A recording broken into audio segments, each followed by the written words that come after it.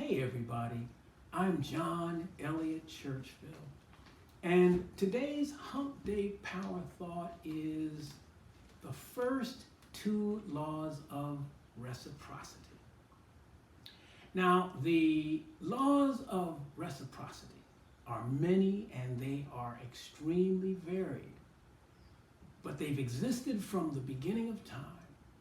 They're often grouped together and labeled the law of attraction or the law of cosmic habit force or the law of retribution. Taken together, the laws of reciprocity are, along with the laws of physics and the law of love, unchanging, unyielding, and eternal. Keeping these universal laws brings success, while breaking these laws causes failure. So let's begin with the first law of reciprocity, the law of wealth from birth. The law of wealth from birth teaches that God equipped you at birth with all the wealth you will ever need. The wealth you were born with is your power and ability to possess and control your own mind and direct it to whatever ends you choose. The law of wealth from birth teaches that you received two envelopes at birth, along with your power to control your own mind and direct it to your own ends. Now, the first envelope contained the blessings that would be yours when you use your power for good and noble ends. The second envelope contains the penalties you would pay for failing to use your power at all or using it for bad and evil ends. The blessings that you receive for using your power for good include sound health, a positive mental attitude, the capacity to believe, persevere, and become wealthy. The penalties that you receive for not using your power at all or using it for bad or ignoble purposes include ill health, a negative, fearful attitude, unbelief, poverty, and want. Everything you will ever need to be successful in life and in growing a business to the point of wealth is already within you. Not only do you have a mandate from God to be productive, but also you have the gift given you at birth. What gift?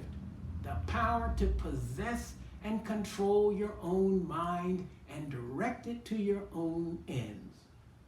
And of course, in this case, your own ends means that you have determined to prosper in a business or social undertaking that you have chosen. Productive activity that transforms your natural and spiritual gifts into marketable goods and services. Now, the next law of reciprocity that I must discuss is the law of self-discipline. The law of self-discipline teaches that you must take full and complete responsibility for controlling your thoughts, your words, and your actions. What you habitually think determines what you will eventually speak. What you habitually speak determines how you will eventually act. How you habitually act determines your eventual future, your results.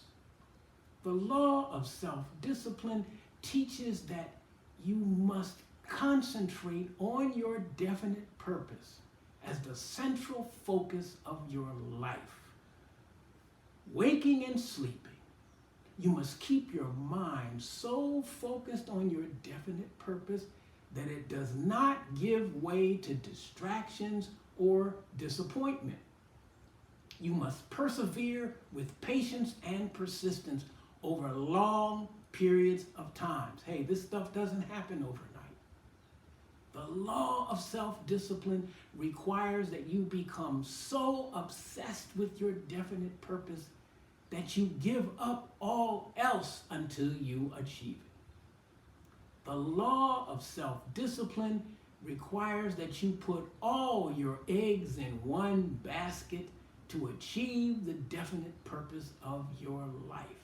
You must think only those thoughts, speak only those words, and engage only in those actions and behaviors that will take you straight without detours to the achievement of your definite purpose.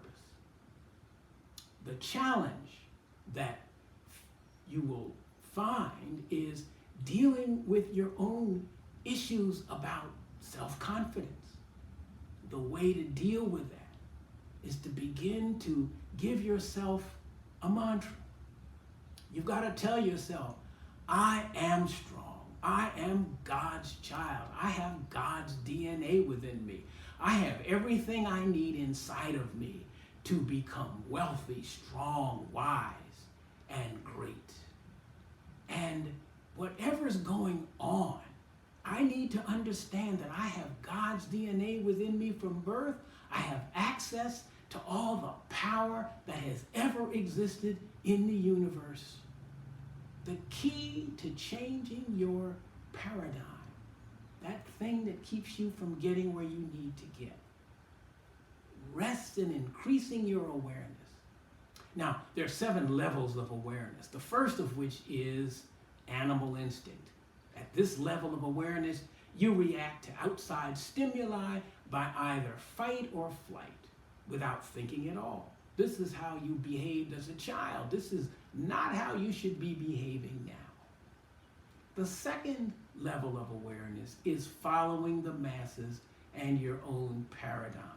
Those habits of other people that were placed into your unconscious as you grew in childhood. So you began to follow the fads and fashions around you by modeling the behavior of the majority of kids and other people whom you observed. This is normal behavior for a child who's growing through that particular following stage of growth and development. But it is not normal behavior for the self-directed person that you are now becoming. The third level of awareness is when you decide to stop following the masses and you begin to aspire for something more for your life than just the daily grind, the sameness, and the boredom of being a duplicate of everybody else who's around you. The fourth level of awareness is when you begin to express yourself as an individual who's not controlled by the behavior, the beliefs, and the attitudes of the masses of people. This is where you begin to see and express your uniqueness, your difference, what sets you apart from others.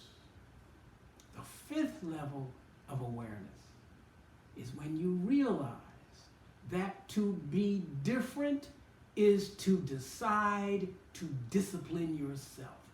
This is where you give yourself a command and then you follow it. The sixth level of awareness is the experience you gain from when you discipline yourself.